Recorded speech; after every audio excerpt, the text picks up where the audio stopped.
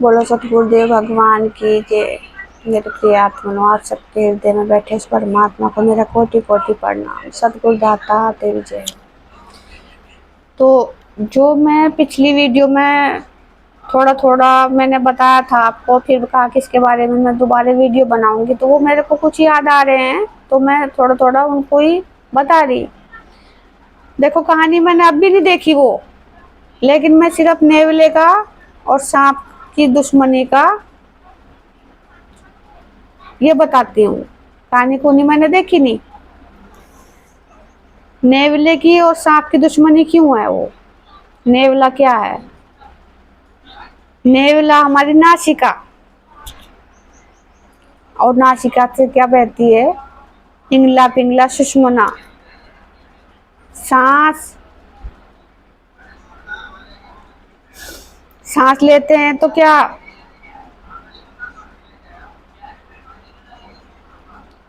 ऊपर जाता है?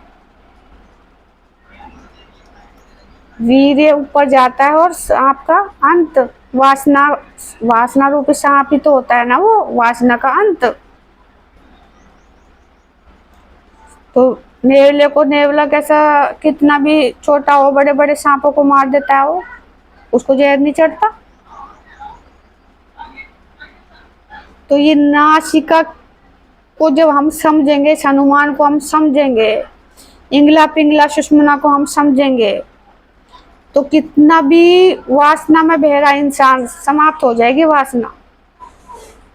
नेवला जो है सांपों को इसलिए मारता है, वासना को खत्म कर देता है वो। तो नेवले की जीत होती है, ज्यादा करके नेवले की जीत दिखाते हैं। अगर सांसों में तुम्हारे दम नहीं है तो सांप जीत जाएगा। सांसों में तुम्हारे दम है तो सांप को हारना पड़ेगा। जैसे तुम्हारी सांस है नॉर्मल, तो सांप जीत, तुम्हारे अंदर जो है सांप की जीत है, नेवला हार रहा है, क्योंकि तुमने सांसों को नहीं समझा, इंगला पिंगला सुषुम्ना को नहीं समझा। तो तुम्हारे अंदर जीत किसकी हो रही? सांप की। सांप में क्या होता है? विष।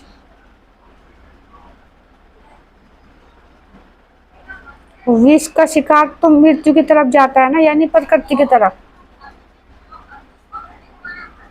और इस सांप में एक मणि होती है, मणि दिखाते हैं ना, वो मणि वीर्य रूपी मणि तो होती है, वो जो यहाँ चढ़ती है, यही रुक्मणी का स्थान है। यहाँ मणि आके रुक जाती है।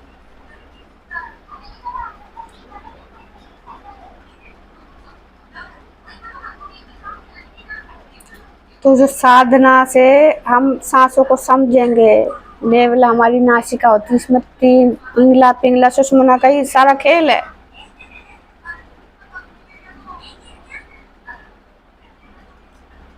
तो यही नेवला है, और यही नेवला सांप को मारता है, हमारे वासना रूपी सांप को।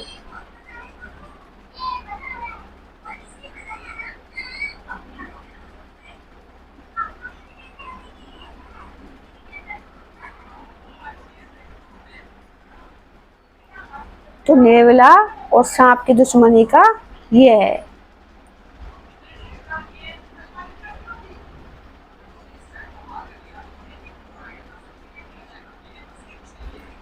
अच्छा, सांपनी जो होती है, देखो अपने बच्चों को खा जाती है वो, जब पैदा होते हैं, कई बहुत सारे अंडे देते हैं ना, वो अपने बच्चों को खा जाती है। बच्चों का खाना क्या है? मान लो हमारी वासना ने इसी स्थान पे तो बच्चा जन्म लेता है, ध्यान रूपी, उसको खा जाती है वो सांपनी। जो उससे बच गया तो निकल गया, नहीं तो वो खा जाती है।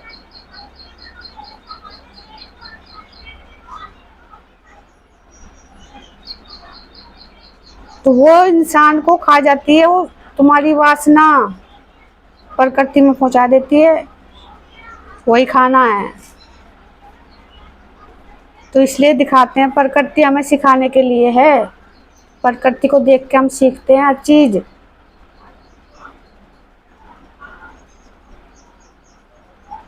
वरना कोई अपने बच्चों को खाता है?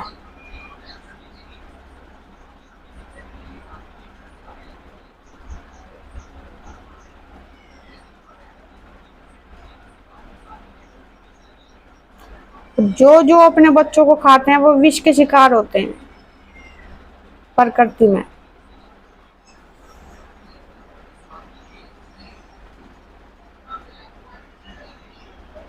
तो जितनी भी है, मैंने यही कहा था आपको पहले भी वीडियो में, कि एक हनुमान को समझ लो और एक शिवलिंग को समझ लो, बाकी कुछ जानना जरूरी नहीं है। कुछ भी जानना जरूरी नहीं है, सिर्फ सांसों को जान लो। ये सांस इंगला पिंगला सुषमना से सिद्ध होके शिव शक्ति का मिलन करवाती है। वही अर्धनारीश्वर बनते हैं। शिव शक्ति मिलन अर्धनारीश्वर। सांसों को समझ लो और शिवलिंग को समझ लो। कुछ भी जानना जरूरी नहीं है, इतने मोटे मोटे ग्रंथों को पढ़ना जरूरी नहीं है। साधना पार लग गई, तुम्हें सबसे ज्यादा क्या चाहिए? मोक्ष या मुक्ति? उससे भी ज्यादा कुछ चाहिए? तुम्हारी साधना लग जाएगी, ध्यान लग जाएगी, मोक्ष मुक्ति तक पहुंच जाओगे। बताओ इन ग्रंथों में क्यों अपना टाइम बर्बाद कर रहे हो? इन कहानियों में क्यों अपना टाइम बर्बाद कर रहे हो? चलो अब तक नहीं पता था, नहीं पता था, चलो करा, लेकिन अब मैं बता रही हूँ तो वहां से मन हटा के अपने सांसों में ध्यान लगाओ, उसको जगाओ, तब परमात्मा मिलेंगे और वही तुम्हें फिर मोक्ष मुक्ति तक ले जाएंगे। इससे ज्यादा क्या चाहिए आपको? क्या करोगे इन कहानियों को जान के? और जितना जरूरी है उतना मैं बता ही रही हूँ आपको। यही कहा कि सब कहानियों का आधार शिवलिंग है, हनुमान। इससे ज्यादा कुछ नहीं है। इन दोनों को समझ लो, पार हो जाओगे।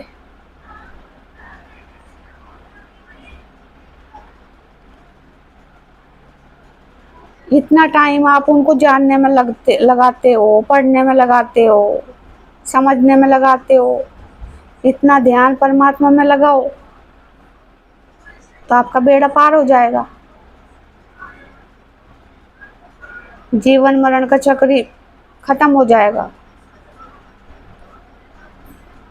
और क्या चाहिए? अगर और कुछ चाहिए तो भाई घुसे रहो, मेरा काम तो समझाने का है, बाकी आपकी मर्जी।